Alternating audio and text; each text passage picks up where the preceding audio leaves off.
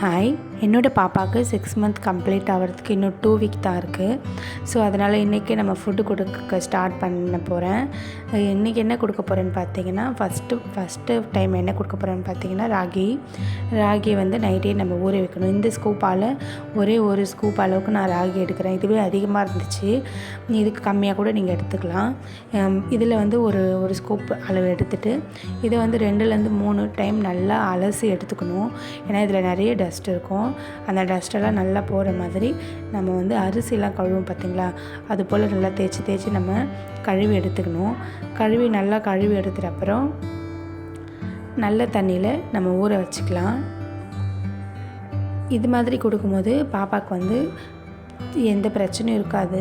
ஏன்னா நம்ம டேரெக்டாக ராகி பவுடர் வாங்கி கொடுக்கறத விட இந்த மாதிரி நம்ம ப்ராசஸ் பண்ணி கொடுக்கும்போது இது கொஞ்சம் பெருசாக இழுத்துட்டு போகிற மாதிரி தான் இருக்கும். ஆனால் இது அவ்வளோவும் சத்து. நம்ம வந்து ஈஸியாக செஞ்சு கொடுத்துடலாம் பாப்பாவுக்கு. இதை வந்து நம்ம நைட்டு நல்லா தண்ணி ஊற்றி அலசிட்டு நல்ல தண்ணியில் ஊற வச்சு க்ளோஸ் பண்ணி வச்சிடலாம்.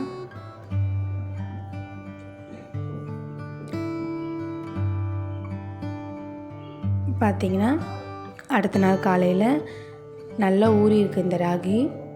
இப்போ இதை வந்து நம்ம ஒரு மிக்ஸி ஜாரில் போட்டு அரைக்க போகிறோம். அதுக்கு வந்து நிறைய பேர் வந்து இப்போ என்ன பண்ணுறாங்கன்னா, புதுசாக வந்து ஜார் வாங்கணும், புதுசாக மிக்ஸி ஜார், புதுசாக எல்லாமே வாங்கணும், பாப்பாவுக்கு ஃபுட்டு கொடுக்க போகிறோம் அப்படின்லாம் சொல்கிறாங்க. அப்படிலாம் கிடையாது. நம்ம இருக்கிறதே நம்ம யூஸ் பண்ணிக்கலாம். இன்னொன்று கொஞ்சம் நல்லா கழுவி யூஸ் பண்ணணும். நம்ம இருக்க ஜார்லேயே வந்து நம்ம ஒரு 2 டைம் வந்து தண்ணி ஊற்றி நல்லா அரைச்சி அதை எடுத்து ஊற்றிட்டு, ஏன்னா அதில் சம்டைம்ஸ் காரம்லாம் அரைச்சிருப்போம், அதனால தான் அப்படிலாம் சொல்லுவாங்க. அந்த காரம் அழுக்கு எதனா இருந்தால் வந்துடும். அதுக்கப்புறம் நம்ம ஊற வச்சுருக்க ராகியை தண்ணி இல்லாமல் சேர்த்துக்கலாம்.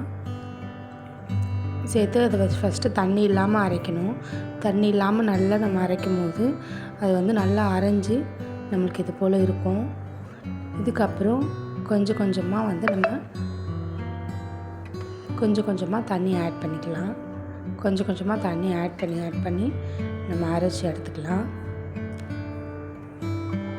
அரைச்சி இப்போ நம்ம ஃபில்டரில் இருக்குது பார்த்திங்களா, அந்த திப்பி அதையுமே மறுபடியும் ஜாரில் ட்ரான்ஸ்ஃபர் பண்ணி மறுபடியும் கொஞ்சம் தண்ணி சேர்த்து நம்ம இப்போ பண்ண அதே ப்ராசஸை மறுபடியும் 2-3 முறை ஒரு 2 டைம் அந்த ராகி எவ்வளோ அளவு இருக்கோ அந்த அளவுக்கு வந்து நம்ம கொஞ்சமாக தண்ணி ஆட் பண்ணி நம்ம அரைச்சி மற்ற பாலையும் எடுத்துடலாம். அதுக்கப்புறம் இப்போ வந்து நம்ம கஞ்சி காய்ச்சலாம். கஞ்சி காய்ச்சறதுக்கு முன்னாடி டேரெக்டாக வந்து இந்த நம்ம அரைச்சி வச்சுருக்க பாலை ஸ்டவ் மேலே ஏற்றி விடாமல் கொஞ்சம் தண்ணி ஊற்றிட்டு அதுக்கப்புறமா அந்த தண்ணியில் இந்த நம்ம பாலை வந்து நம்ம மிக்ஸ் பண்ணிக்கலாம். இப்படி பண்ணும்போது டக்குன்னு நம்ம தண்ணி ஊற்றாமல் நம்ம அந்த பாலை டேரெக்டாக நம்ம ஸ்டவ்வில் போட்டோம்னா அது வந்து டக்குன்னு கட்டி தட்டிடும். நம்ம தண்ணி ஊற்றிட்டு அந்த பாலை வந்து நம்ம இதை போல் போட்டுக்கலாம். ஊற்றிட்டு நம்ம கை எடுக்காமல் கலரிட்டே இருக்கணும். கலரிட்டே இருந்தோன்னா நமக்கு வந்து கஞ்சி பதம் வந்துடும். பார்த்திங்கன்னா நல்லாவே வெந்து வந்துருச்சு. வேகும் போது நல்லா வாசனை வரும். நல்லா வெந்து வந்துருச்சு கட்டியாக. இந்த மாதிரி எடுத்து நம்ம ஒரு சின்ன கிண்ணத்தில் பாப்பாவுக்கு ட்ரான்ஸ்ஃபர் பண்ணிக்கலாம். பண்ணிவிட்டு நம்ம வந்து ஃபீட் பண்ண ஆரம்பிக்கலாம். இது ஒரு 2 வாய் நம்ம இது கொடுத்தோன்னா கூடவே கொஞ்சம் சுடு தண்ணியும் ஒரு ஸ்பூன் 1/2 ஸ்பூன் அது மாதிரி நம்ம பாப்பாவுக்கு கொடுக்க ஆரம்பிச்சிடலாம். என்னோடய பாப்பா இப்போ தான் ஃபஸ்ட் டைம் சாப்பிட்றாங்க. பிடிச்சிருக்க 2 வாய் வாங்கினாங்க.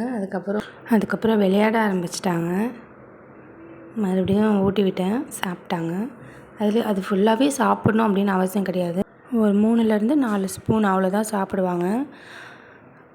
அவ்வளோதான். இன்றைக்கி நான் இந்த ராகி கஞ்சி தான் கொடுத்தேன். நாளைக்கு நான் என்ன கொடுக்குறேன்னு நம்ம நாளைக்கு பார்க்கலாம்.